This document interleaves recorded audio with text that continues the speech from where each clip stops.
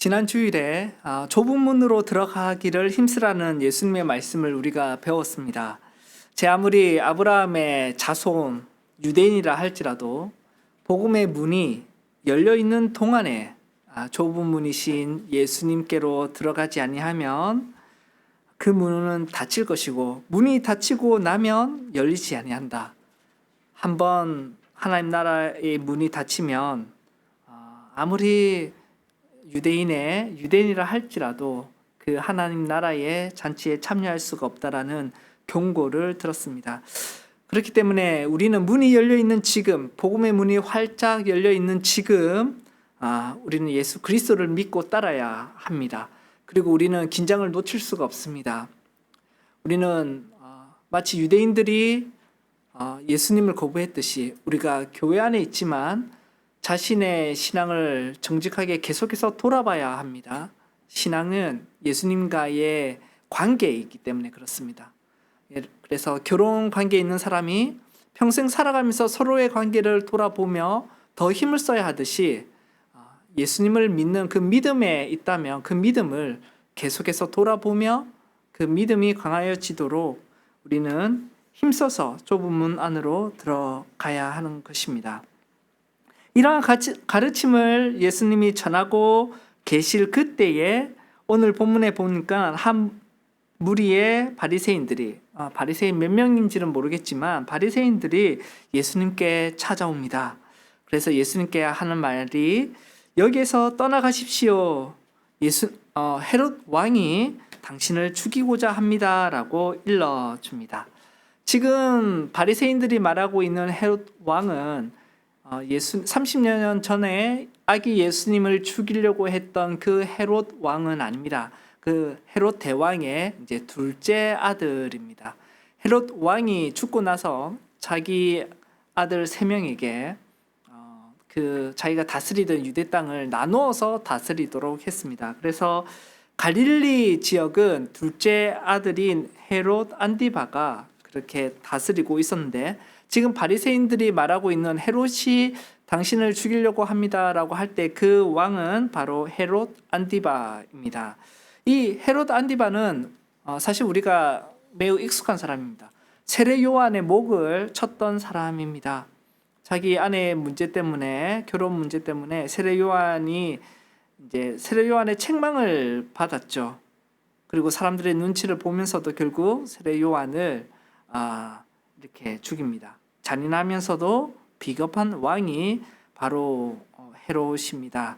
이 헤롯이 세례 요한을 죽이고 나서 두려워합니다. 왜냐하면 세례 요한을 본인이 죽였는데 이런 소문이 들리는 것이죠. 예수와 예수의 제자들이 엄청난 기적과 이적을 행하고 병을 낫게 하면서 복음을 전파하였던 것이죠. 그래서 사람들이 죽은 요한이 죽은 자 가운데서 살아나서 돌아왔다. 아니면 그 구약에서 계속 말했던 마지막 선지자 엘리야가 왔다. 지금 엘리야가 오면 세상이 이제 끝이 와야 되거든요. 옛 선지자 한 사람이 다시 살아났다. 이런 소문이 계속 들리니 헤롯이 내가 요한의 목을 베었는데 요한 같은 사람이 나타났다 하니 굉장히 당황하고 그리고 두려워했던 것이죠. 그래서 이 헤롯은 자기가 다스리고 있는 지역이 이제 갈릴리 지역입니다. 그걸 중심으로 다스렸는데 그래서 로마 황제한테 잘 보여야 하는 것이죠. 그래야지 계속해서 자기가 다스릴 수 있으니까요. 그것을 분봉왕이라고 부르는데 그 지역이 안정적이기를 바랬습니다. 그런데 예수라는 사람이 와서 많은 무리들을 이끌고 능력을 행하고 지금 말씀을 전파하고 있다는 얘기를 들었으니 그 예수님을 죽이고자 했던 그 가능성은 다분히 있습니다.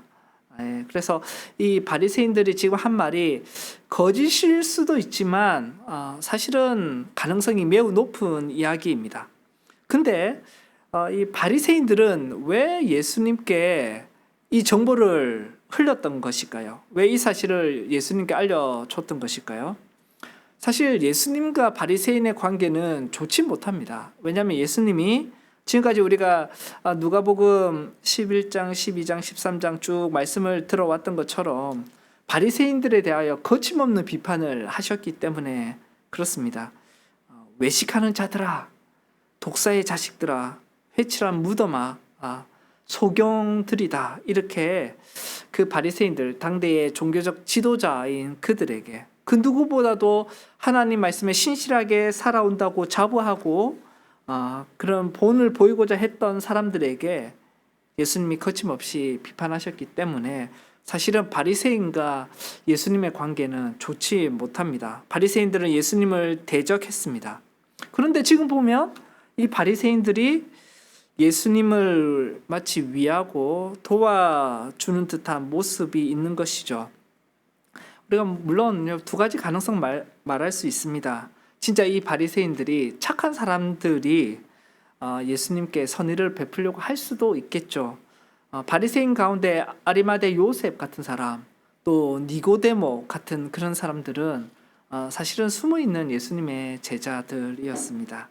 근데 이 가능성은 좀 낮아 보입니다. 왜냐하면 지금 예수님이 이 바리새인들에게 다시 뭐라고 말씀하시냐면 가서 헤롯에게 전하라 이렇게 말하거든요.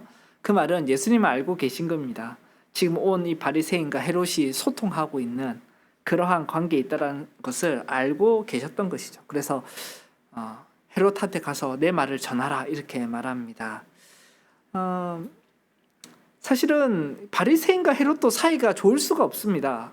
헤롯은 로마의 앞잡이와 같은 존재고 바리새인은 거룩한 하나님의 백성들의 그 민족성을 이끌어 가려고 했던 사람이기 때문에 친해질 수가 없는데 사실은 이 예수님 때문에 공동의 적이 있었으니 바리새인과 또 바리새인들과 헤롯이 서로 소통했던 것으로 보입니다. 따라서 이 바리새인이 예수님께 와서 정보를 이야기해 주는 것은 자기의 속사정이 있는 것이죠. 사실은 자기들을 위한 것입니다. 예수님께 겁을 주어서 자발적으로 예수님이 바리새인들이 영향을 미치던 그 지역을 벗어나기를 바랬던 것이 훨씬 그 가능성이 큽니다. 왜냐하면 억지로 가만히 두자니 예수님은 바리새인들의 권위를 계속 깎고 계십니다. 그런데 억지로 이 예수님을 자기의 지역, 그 갈릴리 지역으로 보이는데 거기서 쫓아내버리면 무력을 써서든 그렇게 쫓아내면 대중들로부터 사람들의 수요가 분명히 일어날 것입니다. 자기들의 위신이 말이 아닌 것이죠. 따라서 이렇게 선의처럼 보여도 사실은 이 바리새인들은 자신의 이익을 위해서 그러는 것입니다. 예수님께 이제 겁을 주는 것이죠. 헤롯이 당신을 죽이려고 한다. 빨리 피하십시오. 이 말은 겁을 줘서 사실은 자발적으로 그 지역을 벗어나도록 자기들을 위해서 빨리 도망가라 이렇게 이야기를 한 것입니다. 이런 걸 보면 여러분 우리의 삶 가운데 우리의 이웃들도 그렇습니다. 선의를 위한 사람인 것처럼 보일 때가 많이 있습니다. 나를 위하는 것 같습니다. 하지만 나를 위한 것이 아니라 자신들의 어떤 욕망, 자신들의 목표를 이루기 위하여 우리에게 선의를 행하는 것처럼 보일 때가 있습니다. 우리는 지혜로워야 하는 것이죠. 이 바리새인의 의도는 사실 그렇게 중요하지 않습니다. 그래서 누가도 이 바리새인들이 어떤 사람인지 왜 이 말을 하는지 큰 관심을 갖지는 않습니다. 다만 바리새인들이 이런 얘기를 했다 이렇게 기록을 합니다. 그래서 우리의 시선은 바리새인들이 아니라 예수님께 향해야 합니다. 그러니까 예수님은 이 이야기를 들으시고 나서 어떻게 반응하실까요? 우리가 일반적으로 생각하는 반응은 아마 이런 것일 것입니다. 잠시 일단 피하자. 지금은 섣불리 움직일 때가 아니다.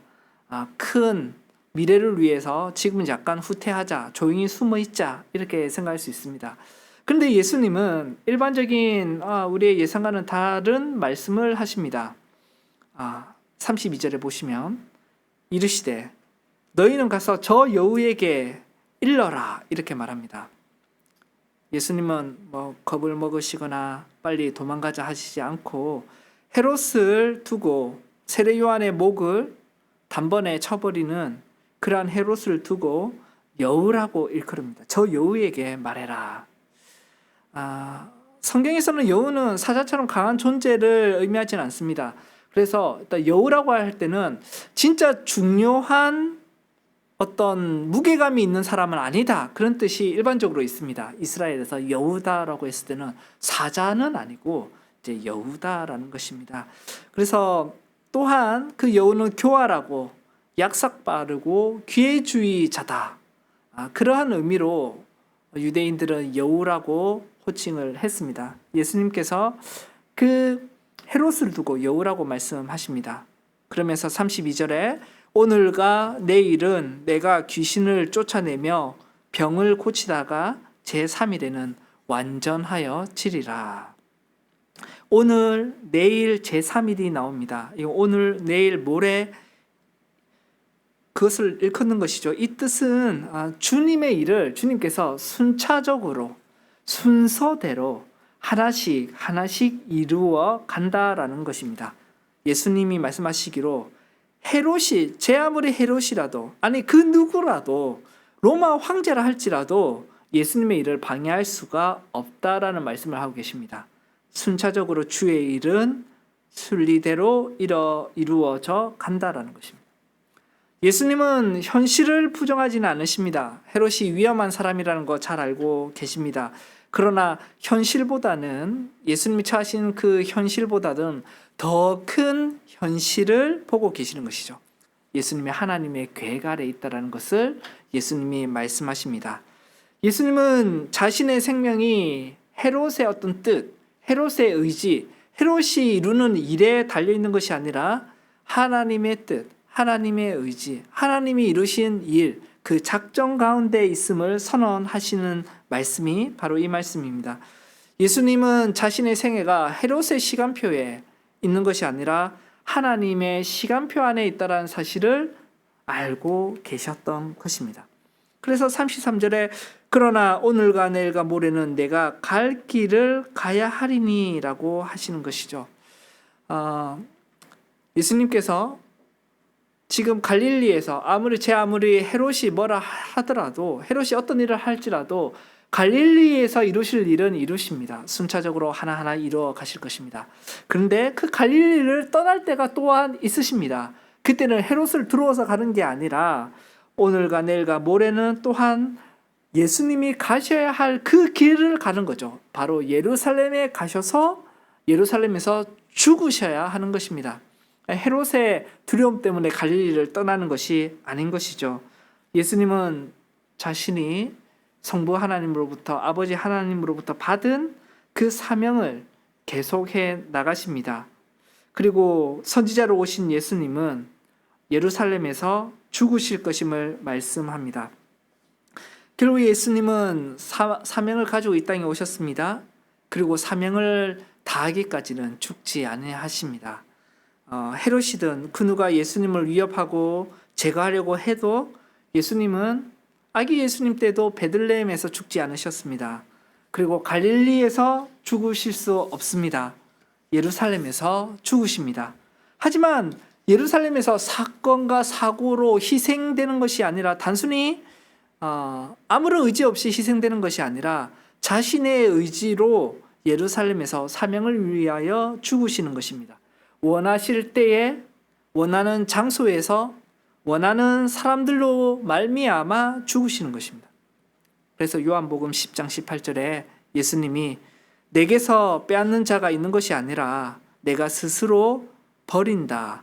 나는 버릴 권세도 있고 다시 얻을 권세도 있으니 이 계명은 내 아버지에게서 받았다라고 말씀하신 것입니다. 그래서 예수님은 분명한 목적이 있으셨고 자신이 감당할 사명이 무엇인지를 아셨고 하나님의 계획대로 절대적으로 순종하며 움직이셨습니다. 여러분, 이 말씀을 우리 삶에 적용해 봅시다. 예수 그리스도 안에 있는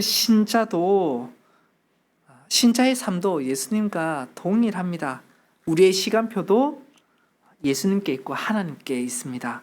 어떤 원수도 하나님이 정하신 때보다 단 1초라도, 한순간이라도 성도의 생명을 빠르게 당기거나 줄일 수가 없습니다.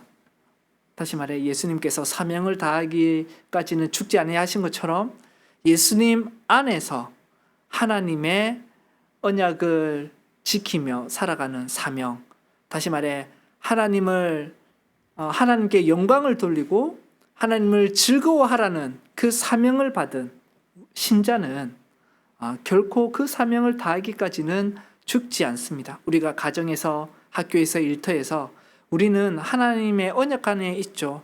그 언약이 뭡니까? 내가 너의 하나님 되고 너희 나의 백성이 될 것이다. 그 언약 안에서 우리의 사명이 있는 것입니다. 우리는 가정에서 하나님을 우리의 하나님으로, 그리고 우리는 하나님 백성으로 살아가는 것이 사명입니다. 직장에서 마찬가지고요. 일터에서, 학교에서 마찬가지입니다.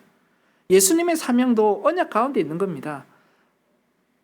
하나님 아버지로부터 언약을 맺으셨습니다. 하나님이 맡겨주신 자들을 다 구원하는 언약을 맺으셨습니다. 그 언약 가운데 사명이 있는 것이죠. 구체적인 사명이 십자가가 된 것입니다. 따라서 우리도 하나님의 언약 가운데서 사명을 행하고 살아가는 사람들입니다. 다음에 기회가 되면 이 언약과 사명에 대해서 좀 더 깊게 자세하게 말씀드리고 싶은데요. 분명한 것은 우리에게는 사명이 있습니다. 하나님께 영광을 돌리고 영원토록 하나님을 즐거워하는 일입니다. 이 사명이 어떠한 형태로든 끝날 때에 하나님이 우리를 부르시는 것이죠. 그래서 우리의 삶을 다스리는 것은 오직 아버지 하나님의 뜻입니다. 예수님의 삶을 다스린 것도 하나님 아버지의 뜻인 것처럼 성도의 삶을 다스리는 것도 오직 하나님 아버지의 뜻입니다. 그래서 예수님이 사명을 다하기까지는 죽지 아니하신 것처럼 우리도 사명을 다하기까지는 죽지 않습니다. 여기서 우리는 하나님의 섭리를 생각해야 합니다. 하나님의 섭리는 하나님의 모든 일을 하나님의 목적에 맞게 주권적으로 우리를 다스리신다라는 것을 나타냅니다. 그리스도의 다스림이죠. 예수님의 생명이 헤롯의 뜻에 달려있는 것이 아니라 하나님의 섭리 가운데, 작전 가운데 달려있음을 선언하십니다. 따라서 우리의 생명도, 저의 생명도, 여러분의 생명도 사람의 손에 아니라 하나님의 손에 있음을 명심합시다. 따라서 하나님의 일을 하는 사람은 그 일이 끝날 때까지 절대 죽지 않는다. 우리의 신앙의 선배들은 그렇게 믿고 고백했던 것입니다. 이렇게 하나님의 부르심을 아는 사람들, 자신의 삶이 하나님 손 안에 있고 하나님의 사명을 이룰 때까지는 죽지 않는다라는 것을 아는 사람은 그 예수님처럼 사람의 위협에 흔들리지 않습니다. 그런데 여러분, 우리의 모습은 어떠합니까? 우리는 무엇에 크게 요동합니까? 우리는 얼마나 자주 헤롯을 크게 보고 헤롯의 말에 귀를 깊게, 또 너무나도 중요하게 그렇게 귀를 기울입니까? 헤롯은요, 지금 예수님께 전달된 그 헤롯, 예수를 죽이려고 한다라는 그 헤롯은 시대마다 이름만 다를 뿐이지 어떤 사람에게 다양한 모습으로 다 다가오고 있습니다. 어떤 사람에게는 직장의 상사의 말일 수 있고요. 또 경제적인 현실일 수도 있고, 또 우리에게 있어서는 질병일 수도 있습니다. 또 사람들의 평가일 수도 있습니다. 당신은 이제 암에 걸렸다라는 의사의 말일 수도 있고, 우리의 삶에 많은 이야기들 가운데 헤롯이 등장합니다. 우리는 종종 하나님의 말씀에 귀 기울이기보다는 헤롯의 말을 더 크게 듣습니다.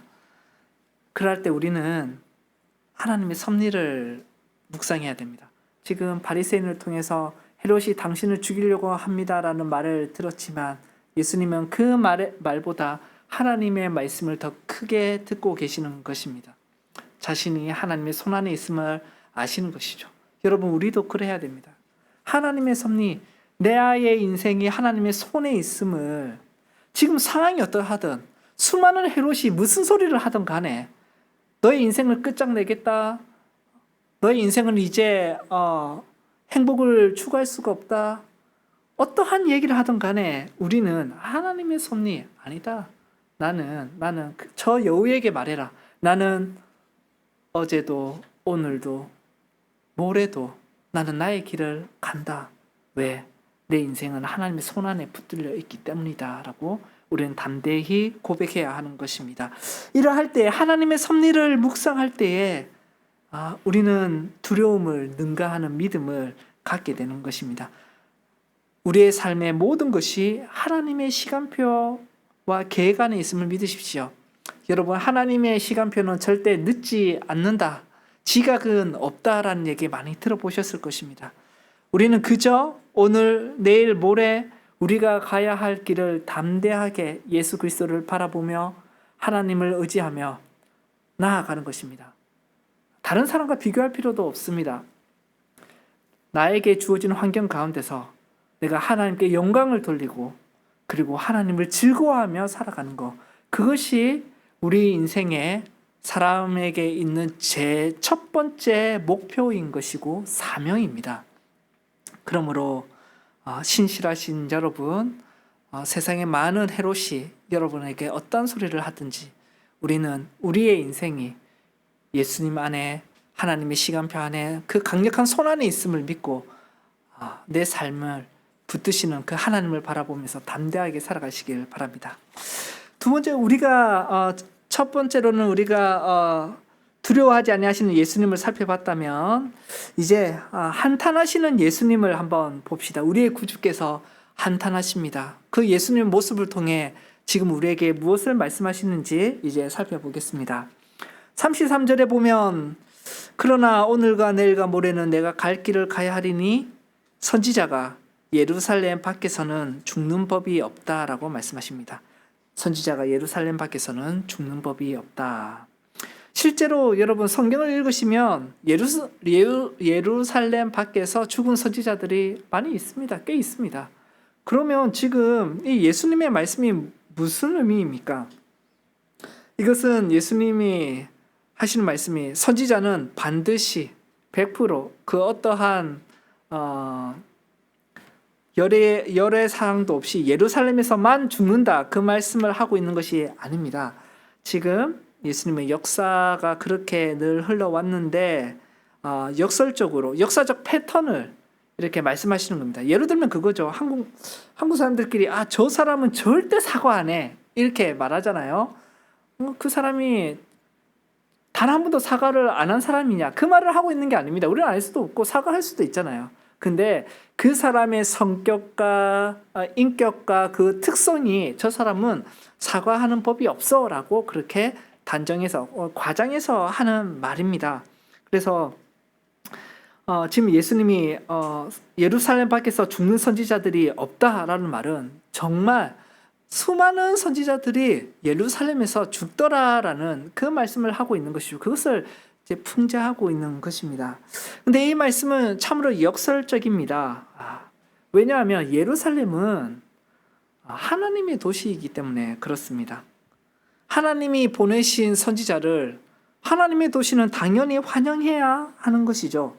선지자 요나처럼 지금 아수르의 도시, 아수르 왕의 도시 니느웨 성에 가서 말씀을 전하는 것이 아니라 하나님이 왕으로 계신, 또 하나님의 집이 있는 그 예루살렘 성전에 있는 예루살렘에 하나님께서 하나님의 선지자를 보내시는 것입니다.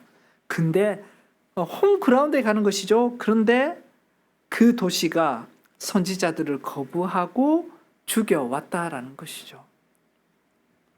오히려 하나님의 말씀을 가장 잘 안다고 자부하는 공동체가 하나님의 사자를 가장 심하게 거부해왔다라는 비극을 드러냅니다. 진짜 그렇습니다. 한국 교회에도 많은 그런 교회들이 있습니다. 목사가 교회를 쫓겨나는 이유들이 몇 가지가 있을 수 있겠죠.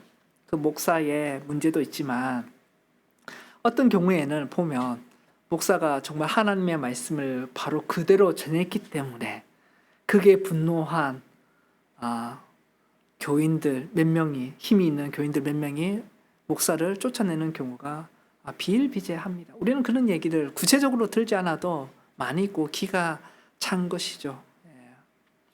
여러분, 그래서 예수님이 예루살렘아 예루살렘아 그렇게 부르신 것은 단순한 심판의 선언이 아닙니다. 회개를 거부한 언약 백성들을 향한 구원자의 그 애통하는 탄식인 것이죠. 34절부터 다시 한번 우리가 하나님의 예수님의 그 애통하는 탄식을 들어보겠습니다. 제가 하나님의 말씀을 읽겠습니다. 예루살렘아 예루살렘아 선지자들을 죽이고 내게 파송된 자들을 돌로 치는 자여, 암탉이 제 새끼를 날개 아래에 모음같이 내가 너희의 자녀를 모으려 한 일이 몇 번이냐. 그러나 너희가 원하지 아니하였도다. 보라, 너희 집이 항폐하여 버림받 되리라. 내가 너희에게 이르노니 너희가 주의 이름으로 오시는 이를 찬송하리로다 할 때까지는 나를 보지 못하리라. 마지막 날에 새하늘과 새 땅에서 모든 열방이 주의 이름으로 오시는 이여 찬송하리로다. 그때가 되어야지 심판받은 자들도 예수님을 다시 볼 것이다. 그 말씀을 하고 있는 것입니다.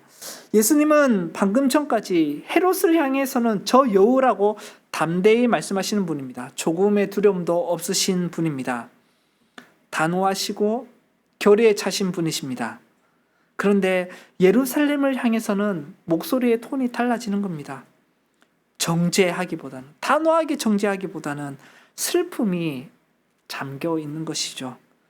내가 지금까지 너희들을 얼마나 돌아오게 하려고 했는데 너희가 나를 거부하는구나. 그 슬픔이 있으십니다.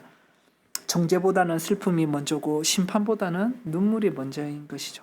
지금은 예수님께서 갈릴리 지역에서 예루살렘을 향하여 예루살렘아 예루살렘아 그렇게 애통해 하시는데, 나중에 누가복음 19장에 가면 예루살렘에 실제로 이제 들어가시게 됩니다. 그때 예루살렘을 눈앞에 두고서는 동일한 메시지를 전하시면서 우셨다라고 기록되어 있습니다. 우셨다.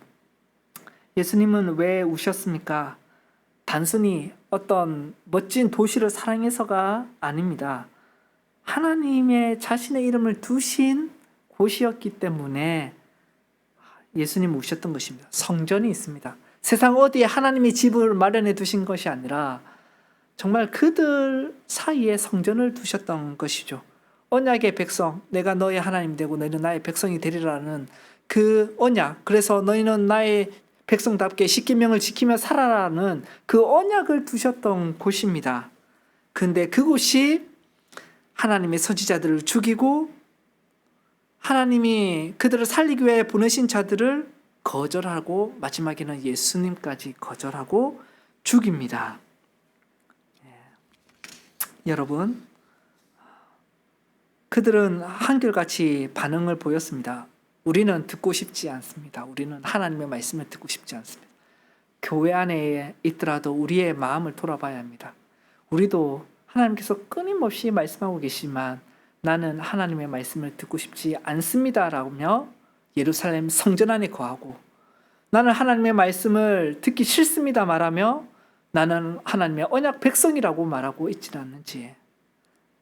지난 주일 설교처럼 우리가 주님 앞에서 주의 말씀을 들었습니다. 심지어는 나는 주님과 함께 밥을 먹었습니다. 성찬에 참여했습니다 라고 말하더라도 예수님께서는 내가 너희가 어디에서 온 자인지 알지 못한다. 행악하는 자들아 나를 떠나라라고 말씀하는 비극이 일어날 수가 있는 것입니다. 여러분, 우리가 마지막으로 하나 볼 것이 그것입니다.